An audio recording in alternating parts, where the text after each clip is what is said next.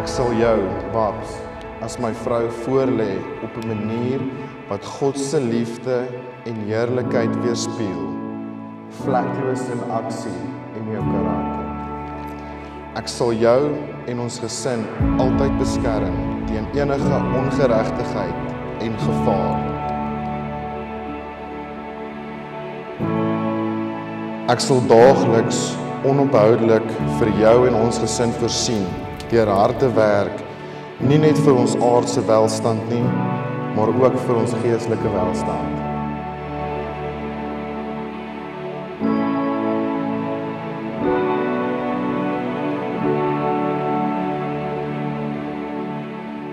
Dit is vir my 'n groot eer om jou my vrou te kan noem. Ek sien uit vir ons nuwe avontuur.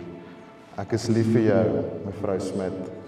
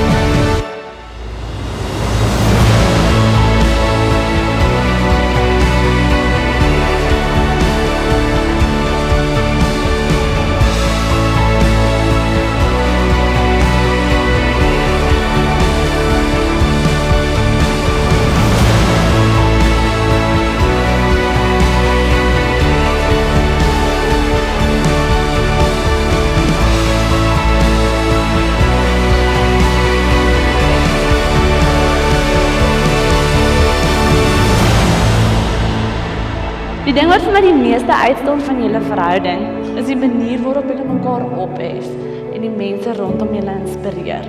Julle liefde is 'n bewys van wat dit beteken om vennote van die lewe te wees. Julle twee komplementeer mekaar en bring net die beste uit mekaar uit.